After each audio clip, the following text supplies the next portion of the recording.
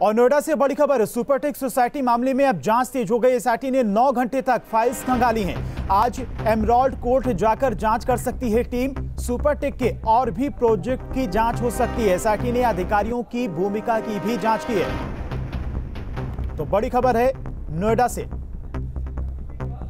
और नोएडा से हमारे संवाददाता अजय गुप्ता ज्यादा जानकारी के साथ में जुड़ गए हैं। अजय, जो जांच एजेंसी है उसकी तरफ से जांच अब तेज कर दी गई है। अब अधिकारियों की भूमिका की भी जांच की जाएगी। सुपरटेक मामले में जो एसआईटी टीम जो है खुद सेक्टर 93 में खुद जाएगी और वहां मौजूद स्थिति की जांच करेगी। एसआईटी ने प्रतिगढ़ में लगभग 9 घंटे तक फाइलों की जांच की है और दस्तावेजों को खंगाला है। तत्कालीन समय के सीओ एसओ की भी भूमिका की जानकारी दी गई है। फिलहाल अब तक करीब 1 दर्जन से ज्यादा फाइलों की जांच हो रही है। इन फाइलों में नियोजन विभाग की 9 फाइल और लगभग फाइल जो अलॉटमेंट है, जो लगभग 3 से 4 अलॉटमेंट जो लेटर है, उनकी भी जांच की जा रही है।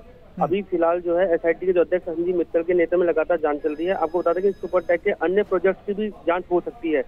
अब देखना ये होगा कि कौन कौन अधिकारी जो है जांच के चपेटे में आते हैं और कब तक जो है इन अधिकारियों पर कार्रवाई होती है। अजय, अगर एसआईटी टीम की बात की जाए तो आज फिलहाल कहां पर जांच हो सकती है, किन किन लोगों से पूछताछ की जा सकती है? एक तो जो सेक्टर 93 में जो ये खुद जो एसआईटी की टीम जाएगी और साथ ही जो एसी और सीओ से लगातार जो जांच पूछताछ चल रही है और साथ ही जो इनके जो और भी प्रोजेक्ट्स हैं, जो इनके जो प्रोजेक्ट है उनमें वहां पर जांच की जाएगी। जी अजय, तमाम जानकारी के लिए आपका बहुत बहुत शुक्रिया। और और बड़ी खबर है, खेलों को बढ़ावा देने के लिए यूपी सरकार की पहल। खिलाड़ियों के लिए स्मार्ट कोच तैयार करेगी यूपी सरकार। खेल विभाग की नियुक्ति करेगा। अंतर्राष्ट्रीय स्तर के 50 कोच प्रशिक्षकों को 1.5 लाख रुपए प्रतिमाह का मानदेय दिया जाएगा। और यूपी सरकार ने कुश्ती और बैडमिंटन को गोद लिया है। मांग और परिस्थितियों के हिसाब से अब कोच की तैनाती की जाएगी। उत्तर प्रदेश सरकार खेलों को बढ़ावा देने के लिए अब कोचों की तैनाती करेगी। प्रतापगढ़ में एसिड अटैक का मामला सामने आया है। मंगलवार की रात कुछ शरारती तत्वों ने सांगीपुर के मुरैनी गांव में एक परिवार के सदस्यों पर एसिड और देशी बम से हमला किया।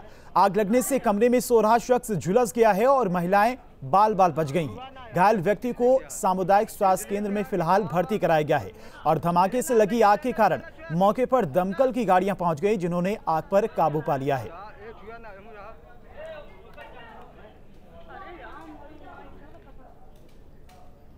और देश में पहली बार किसी आईआईटी में इंजीनियरिंग की पढ़ाई हिंदी में होगी। बीएचयू के संस्थान ने कोर्स के लिए तैयारियां तेज कर दी हैं। आईआईटी बीएचयू के इस फैसले के बाद ग्रामीण क्षेत्रों के छात्रों को बड़ी राहत मिलेगी और मातृभाषा को भी सम्मान मिलेगा। आईआईटी बीएचयू की शानदार पहल, हिंदी में होगी बीटेक की पढ़ाई, मातृभाषा को बड़ा सम्मान। जल्द आएगा बीटेक इन हिंदी का कॉलम। शिक्षा को सम्मान मिले तो अच्छा लगता है। आईआईटी बीएचयू के खाते में एक और उपलब्धि जुड़ गई है। पहली बार आईआईटी ने अब हिंदी में पढ़ाई कराने का फैसला किया है। मातृभाषा का सम्मान करते हुए अब आईआईटी बीएचयू में इंजीनियरिंग की पढ़ाई हिंदी में होगी। नई शिक्षा नीति में स्थानीय भाषाओं में पढ़ाई पर जोर है और इसी कड़ी में आईआईटी बीएचयू ने यह बड़ा निर्णय लिया है। हम इंग्लिश को डंप नहीं कर रहे हैं। जो प्रोग्राम चल रहे हैं वो चलते रहेंगे। सिर्फ और सिर्फ पहले साल में जो बच्चे ग्रामीण परिप्रेक्ष्य आते हैं उनको आने के बाद यहाँ पे कई बार असुविधा होती है। तो एक ट्रांजिशन पीरियड जो होता है उस पीरियड में हम उनको कुछ विषय अगर वो चाहेंगे तो हिंदी में पढ़ाएंगे। हिंदी में पढ़ाई की सुविधा देने वाला आईआईटी बीएचयू देश का पहला संस्थान है।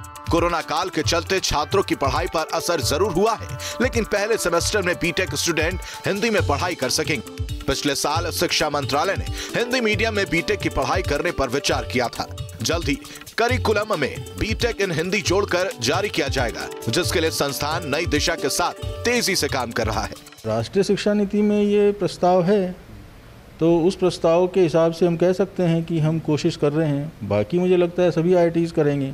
जो बंगाल में हो सकता है बांग्ला में पढ़ाए, जो मद्रास में है तो तमिल या तेलुगु में पढ़ाए।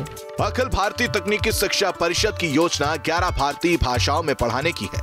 आईआईटी बीएचयू का ये कदम सराहनीय है, जिससे ग्रामीण परिवेश के छात्र आसानी से इंजीनियरिंग की पढ़ाई कर सकेंगे। पहला सेमेस्टर जो होगा वो हिंदी में होगा और इसकी पढ़ाई भी हिंदी में जो यहाँ के प्रोफेसर हैं वो कराएंगे।